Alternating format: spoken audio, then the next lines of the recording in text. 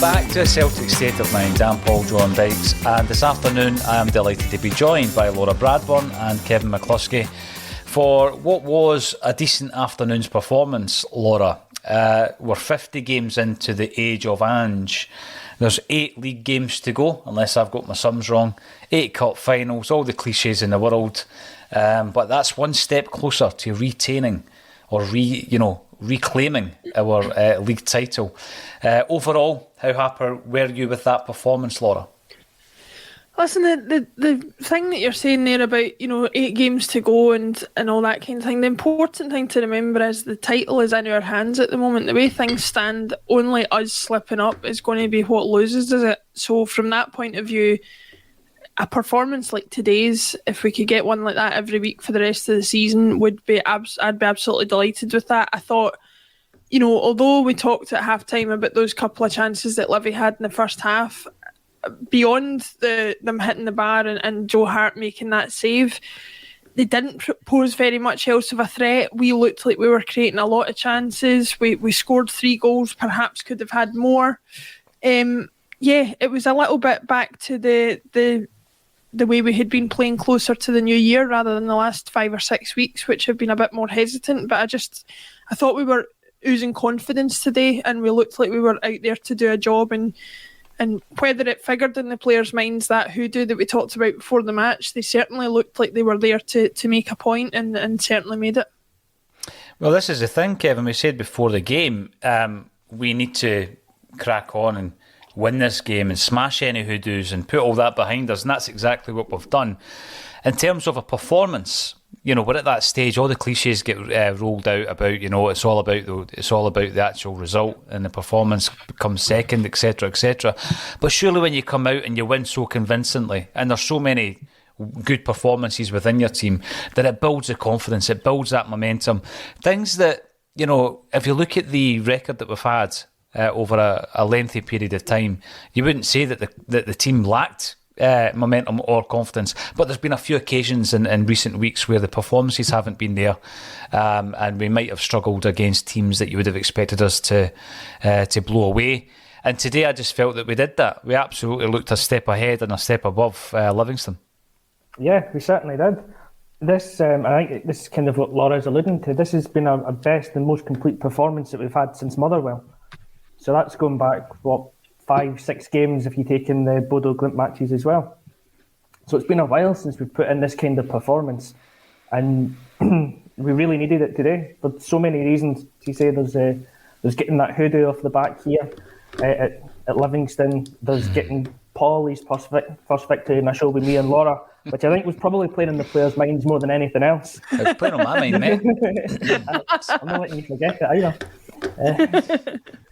But for so many reasons, it was all about going out and you see, you're getting the win today, and that is the important thing, to get the 3 points. But there's only so often or so many times that you can go out and just get a win before things start to creep in the back of the mind. Today we went out and we put on a proper performance.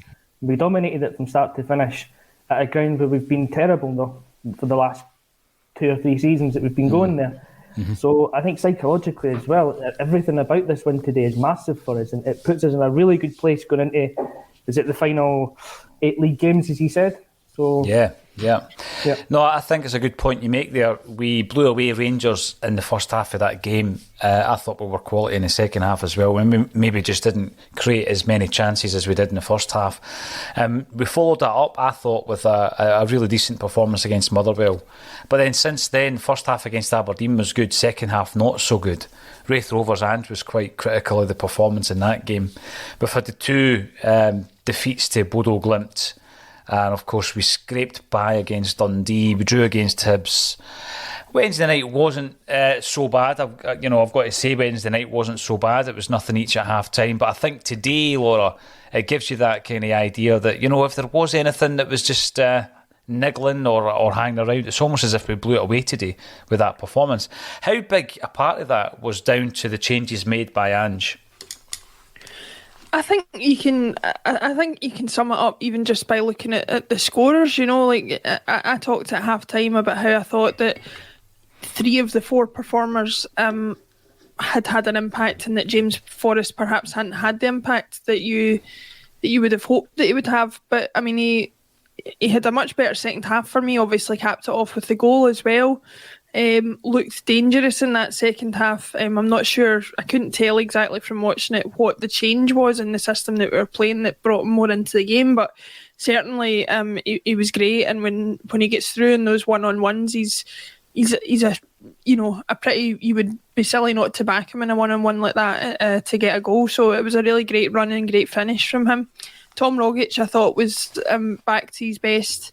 Again, he's perhaps been off the boil in a manner that suggests that maybe a lot of what we do relies on him and him playing well. And maybe if he's been off the boil the last few weeks, that's why we've been off the boil. But as Chancellor says, I wouldn't disagree that Rogic was man of the match. There was a few wee bits where he was like keeping up the ball and stuff like that, running along. And he's just an absolute genius when he's at his best.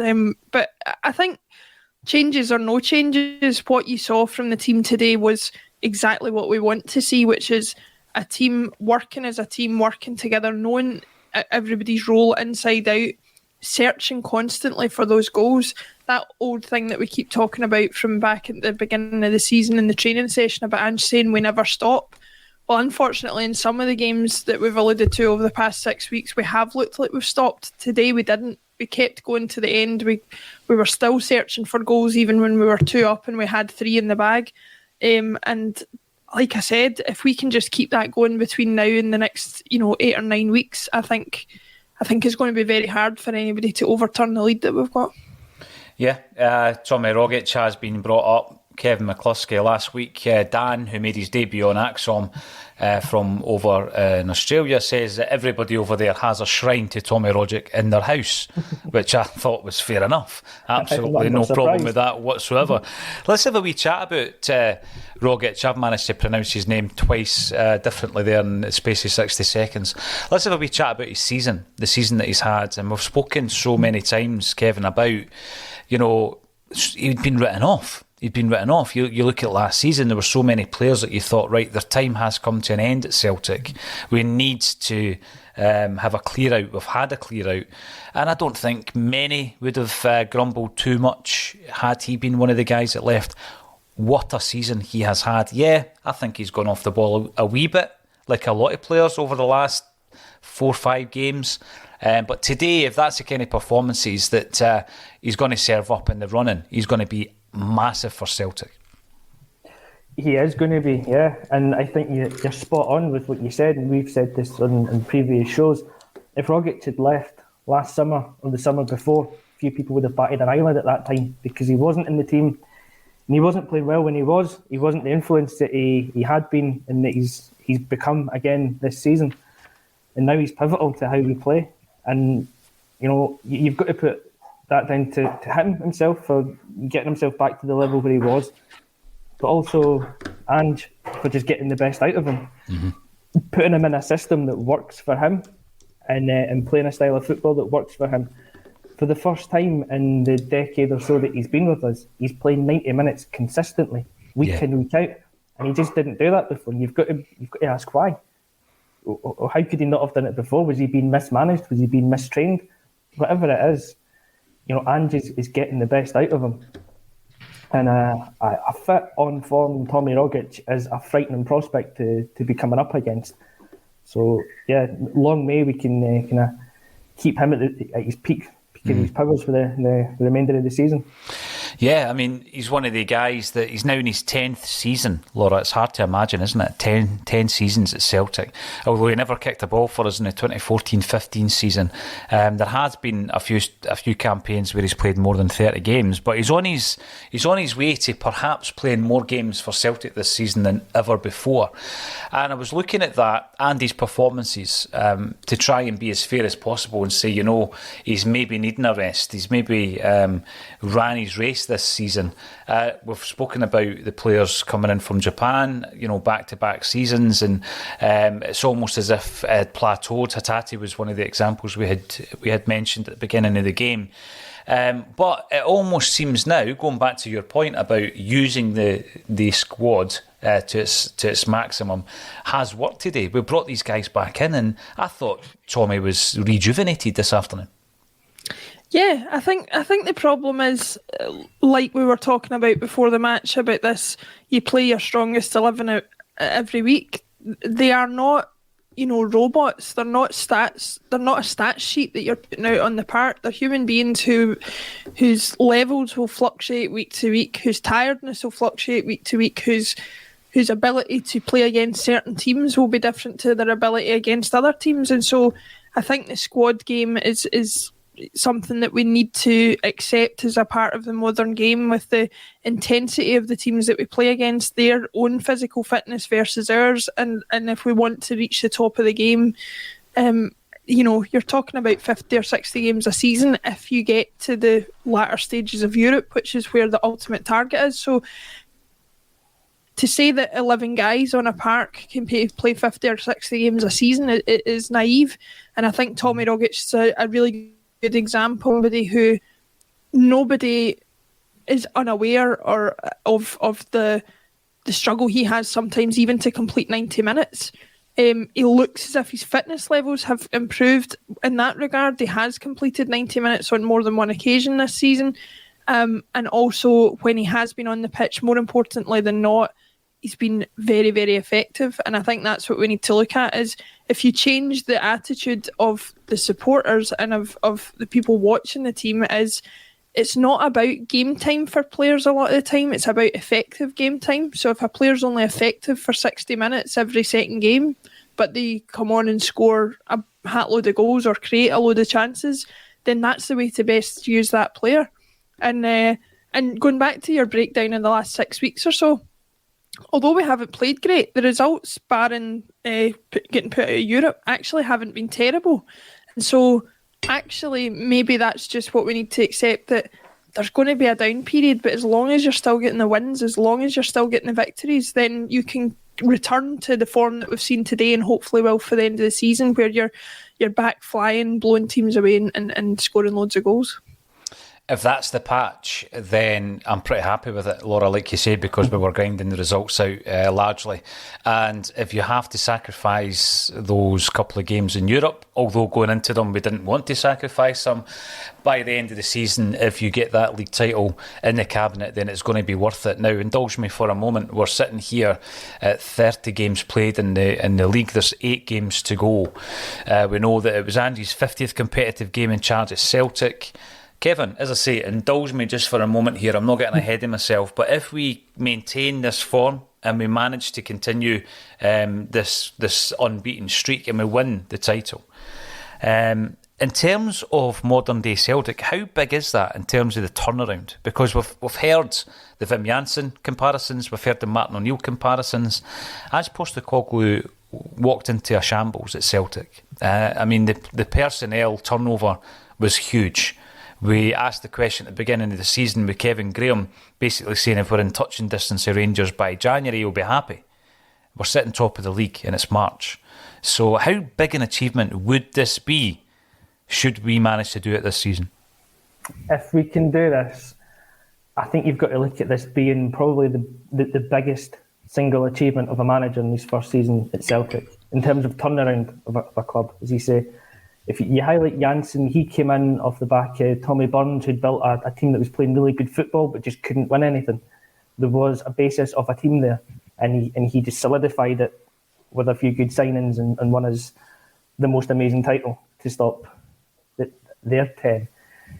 O'Neill came in, and O'Neill got huge backing. He got like 25 million or something to spend that season, which was massive money at that time. Again, there was a basis of a team. He was able to add the players that he needed to. Ange has come into a disaster, a squad that had to be totally ripped apart and rebuilt. Players like Tommy Rogic that we've just talked about, that you're thinking, he's kept him on, but why? If he left, no one would have batted an eyelid. And I was trying to be smart when Laura was talking to check out Rogic's stats, but I couldn't quite find this out. I reckon this must be his season that he's played the most minutes for us. Never mind appearances. He'll have put in the most minutes for us this season. And it's little things like that as well that you kind of forget about. But if Ange can see this through, And if we can win the league this season, I think it must go down as the biggest achievement of a single turnaround in a first season as manager of the club. And this is from a guy that we've been consistently told his first season is always his worst as a manager. So if this is his worst season, you can only imagine how good things can be for next season and going forward. You obviously don't want to get too carried away and get ahead of ourselves, but it's a good place to be in just now. You know, there's a lot of positives here that we can take, and why not? Why not take that opportunity just to think of the magnitude of even where we're at just now, to be top of the league in March when, as you say, just being in touching distance would have been enough. You know the thing, Kevin, and I totally take what you're saying on board there. I'm trying my best not to get carried away. But talking to guys like Kev Graham, and for Kev to say, you know, if we're in touching distance, I just wasn't willing to accept that. If you go back to the ACSOM pods that we were doing at the time, Laura, I was like, we can't afford, not just financially, but the whole scenario. I mean, last season was a disaster. Not winning the league this season would be something of a disaster, Laura, because you know what that would mean for your opposition. It would embolden Rangers. It would galvanise Rangers, both financially and on the park. And I think that, you know, when the two examples that I think Kevin's described really well there are taken into consideration, you know, taking over a team and winning the league, Martin O'Neill, yeah, absolutely, he was backed financially in a massive way, but he also inherited guys like Henrik Larsson, Lubo Moravcik, Champions League winner, and Paul Lambert. So there was, like you were saying there, Kev, a real good nucleus aside.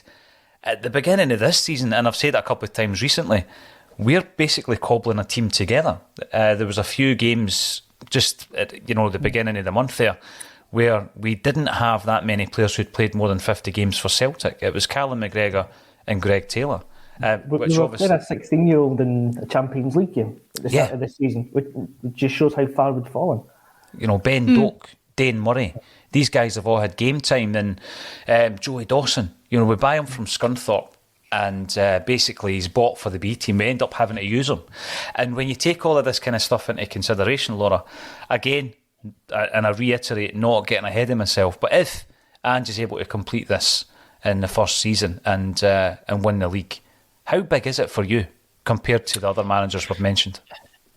Well, I've always said that my lowest point as a Celtic supporter before last season was the night that we get beat by St Mirren that led to Tony Mowbray's sacking.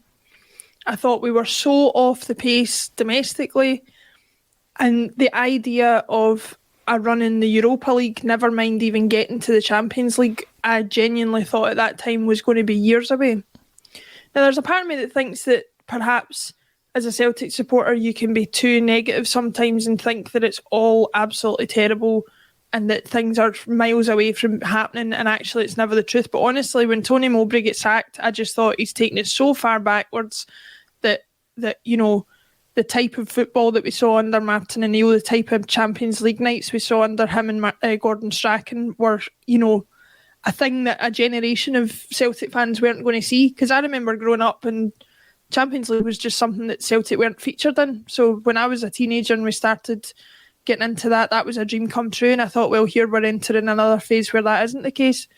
Thankfully, it turned out to be different. But last season, I had the same feelings. I just thought, it's not just about the way we were playing, it was about the entire club, the way it was being run. It was falling apart from the inside.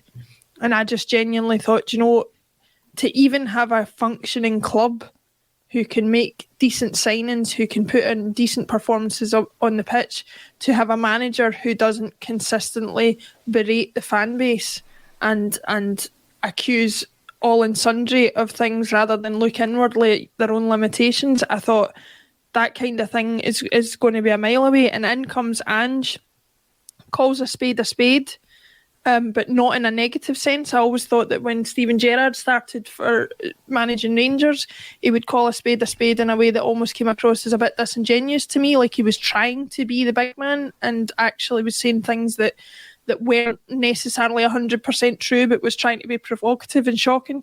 Ange doesn't have a go at people for the sake of it, but if you cross him in a way that he thinks is unfair, he'll let you know, and I think that that's fair. But even more than that, not only the person that he is, he's brought an attitude back to the playing style and an attitude back to the players of, this is how you win football matches, and if you're not good enough, you'll be out and somebody else will be in. There's no favourites that I can think of with him. There's nobody that I can think that he wouldn't drop if he thought they weren't performing. So often, even with our successful managers like Martin O'Neill, there were certain players that you'd go week in, week out thinking, how's he still getting a game? Knowing that it was just, he was a manager's favourite and that was how he was in. Ange does not appear to have that, and I love that about him. He's interested only in winning football matches and doing what's necessary to win those football matches. And the turnaround that we've seen, the fact that we're even disappointed that we went out against Bodo Glimt when we're in Europe after Christmas and still in a title race with a trophy in the cabinet already this season, that just shows you, like, I could not have foreseen back in August when we were going out of the Champions League to Midtjylland that we'd be sitting at this point with 9 games to go in the season. I, for one, think, yes, there's places I would like Celtic to go, but to be where we're at just now is beyond what I could have asked for, and absolutely, you know, if 5-year contracts were a thing in modern football, I'd be saying get him to sign one, but you know, I don't know that that's going to happen. Well, he has spoken about, I've seen loads of comments coming in about the contract situation with Ange, and he has spoken about everything he does is long term, and I think that's definitely a bonus. There was a lot of furore over the trip to Sydney, but a lot of other people were saying, well, at least we know Ange is going to be here in November, which was a bonus. But see, when I'm looking at the situation that Laura reminds us of last season, the recruitment shambles, the amount of loan players that were going to be going back to their parent clubs, this so-called element of the Celtic squad who were unhappy, Kevin, you know, and then, you know, the club itself being so disengaged with the fan base, and you know, you're fast forwarding. By the way, I don't think the board have changed a great deal. I think the CEO has made a massive impact since he's come in, and Michael Nicholson, but the rest of the board remain, and maybe that's a discussion for another day. But we felt so far removed from the club at points last season.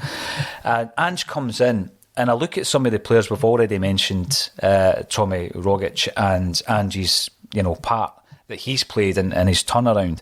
But you've just also got to look at Tony Ralston, who I want to talk about, and Nir Beaton, and their revitalisation, resurrection almost as Celtic players.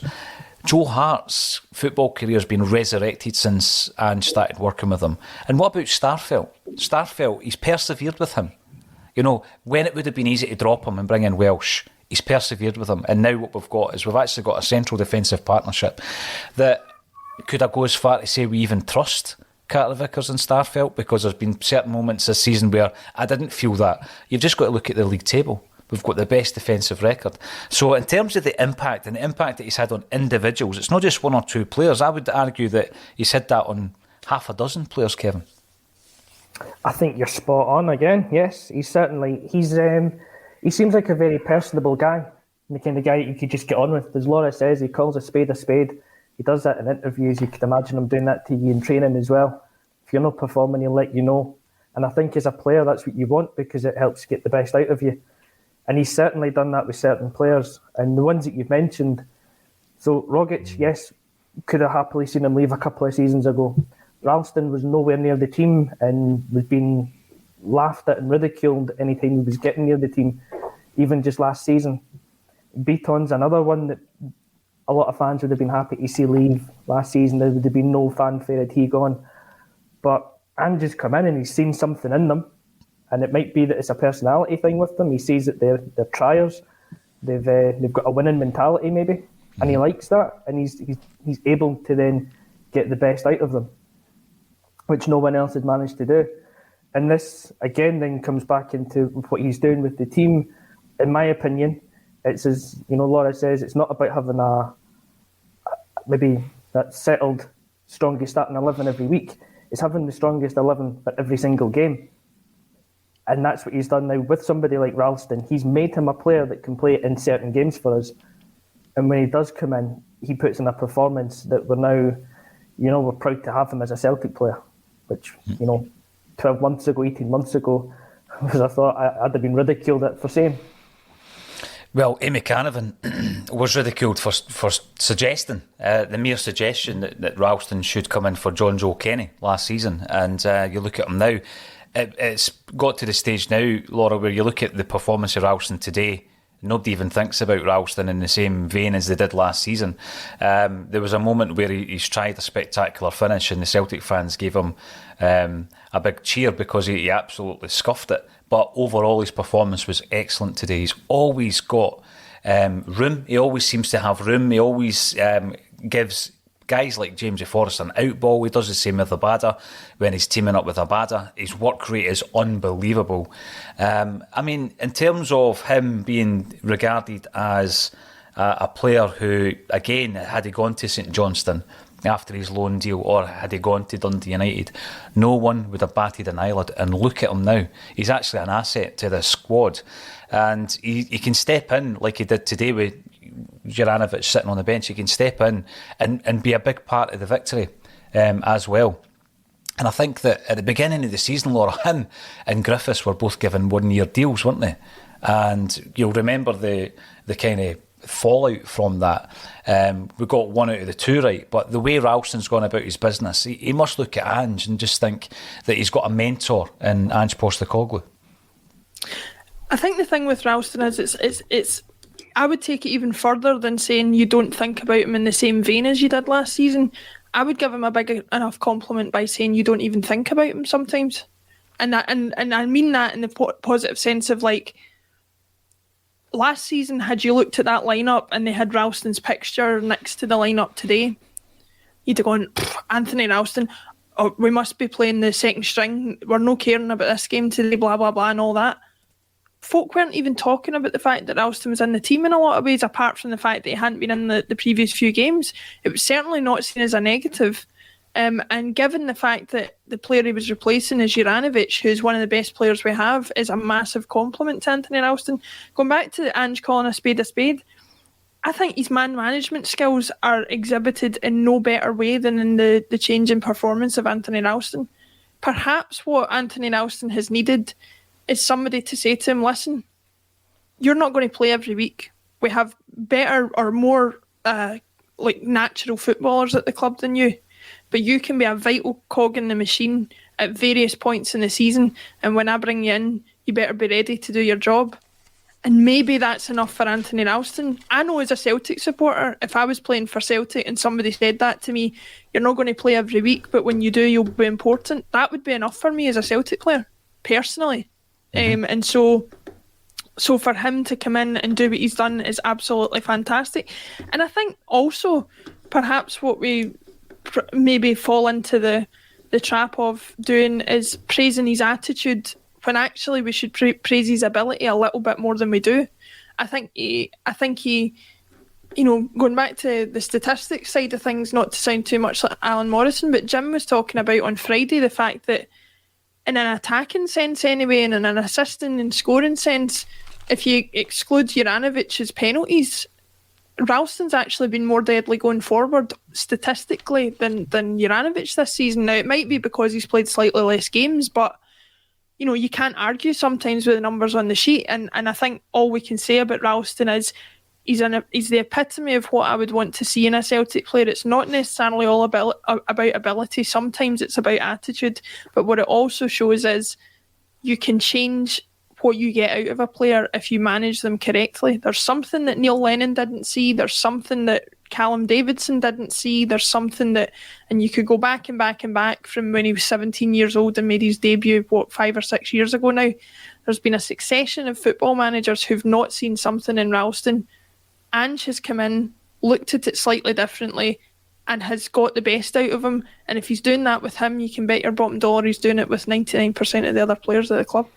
Yeah, absolutely. I do think it epitomises the turnaround, the man management ability of Ange Postecoglou in one example, Laura. I mean, Tony Ralston now has played more football this season than at any other time in his football career.